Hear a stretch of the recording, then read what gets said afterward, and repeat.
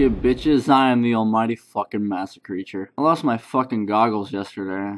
And when I say lost, I don't mean I looked for them for 5 minutes and stopped looking. I looked for them all day yesterday and saw no trace of them. I will honestly be surprised if I ever see them again. I mean, I have these. What happened was this little thing right here broke. What it does is hold the lens in the metal circumference. Basically holds it in place and prevents it from falling out. This one isn't broken. See how it's intact? Whereas this one snapped right around there. And when it snapped, a piece of it basically came off and vanished into oblivion. It'd be a different story if it just snapped half and I could just glue both halves back together again. But a piece actually came off when it snapped and I wasn't able to find the piece. So it's an incomplete little hatch. Call it a hatch, call it a lever, whatever. It'd be like if you had a bridge and it snapped in two places and the middle ground just kind of fell off into the river or whatever, as opposed to a bridge snapping right in the middle and having both halves go like that. Yeah, that's where the bridge would go. It would go.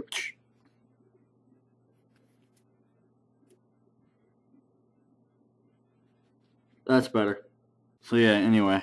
In order to essentially save these goggles, I had to super glue a lens into the metal frame. If I glued the lens to the circumference, I basically wouldn't have been able to change the lens anymore, but that honestly wasn't that big of a deal because I never changed the lens in the first place. Black is the only kind of lens that I like. I mean, I have yellow lenses, but I'm not gonna put fucking yellow lenses in my goggles. I had them in there for a while and I thought it was just pretty whack. What I did wrong was I used super glue, and it was my first time using super glue, and I didn't know how much of a clusterfuck it was to use super glue. So I was using this little ass tube of super glue, and when I went to squeeze the fucking tube, I ended up squirting out the whole fucking tube. And I got that shit everywhere. I got it all over my fucking hand. I got it all over this fucking lens. And when I got it on my hand, I was basically too concerned with my hand to worry about the lens. Because, like, my hand was fucking shut together. I mean, not like my hand in a fist, but my fingers were kind of stuck together. And I spent about half an hour trying to get that shit off. And I was using fucking soap, nail polish remover, and only time could have ever been like a fucking adequate remedy for that shit. And eventually I got the super glue off, and by that time it was basically too late. The super glue had hardened on the lens, and to this day I still try to scrub that shit off, but the hardened super glue is embedded onto the surface of the lens. And it's honestly not that bad. I mean, these goggles are still wearable. It's just not, I don't know, perfect, I guess you could say. But then again, you know, what is perfect? So I can't find my fucking biohazard goggles. I have no idea where the fuck they are. I've searched every fucking crevice of my house. I don't know if it's crevice or crevasse, but yeah, I've searched everywhere in my house. And I can only hope for the miraculous day that it just happens to abruptly appear out of the darkness. Just don't mind the super glue all over the fucking lens.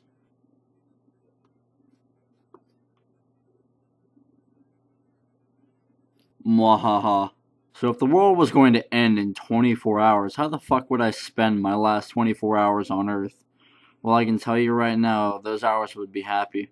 I'm sure you spent one too many miserable hours in your life as it is, and the last thing you need is to spend your last chance at happiness going into despair.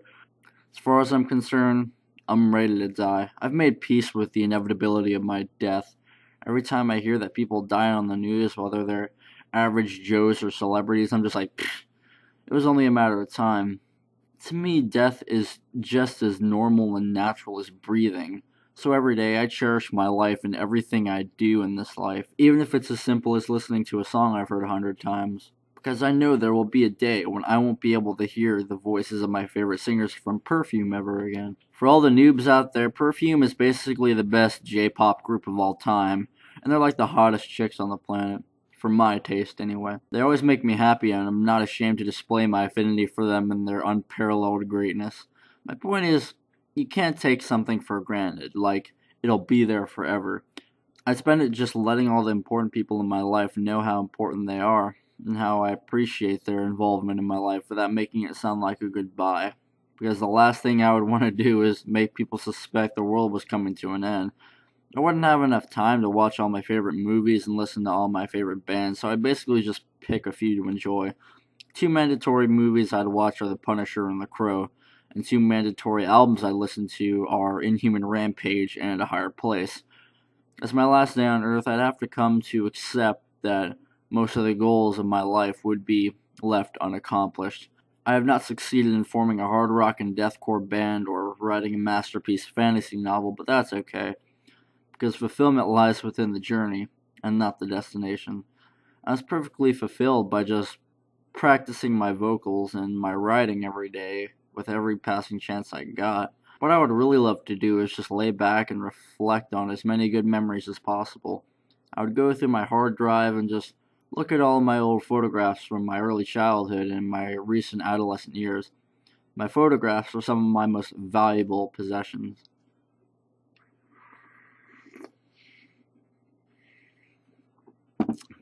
There are some things I would have never even remembered if I hadn't taken the time to take snapshots of those moments. I've had a really good life from the moment I escaped from the womb to my 19th year on this planet. Even though I've had my select few times of distress in my life, I still would have never asked for a different life in all of eternity. I would have never asked to be a different person or to have different friends. I consider this life the best life I could have, and I couldn't be luckier to have it. The fact that I was so fortunate to be given this life is enough for me to die with dignity. No shame, no regrets. I would just confess my love to anyone and everyone who is important to me. Take some time to enjoy all the things that make me happy. Reflect on some of my most treasured memories. Go outside, fold my arms, inhale the cool and alleviating zephyrs. Cherish the sunset. And be prepared for my existence to be obliterated before my particles expand throughout the ends of the universe, and I await the moment that my consciousness might be invoked in another sentient entity somewhere in the universe. To do anything drastic or daring, I wouldn't need to inform anyone of the impending doom of the world, as their ignorance would be their bliss. It would be an omnipresence of perfection, and I would leave it as such. And you want to know the beautiful thing? You don't have to worry about the world ending in 24 hours, as far as we can assume.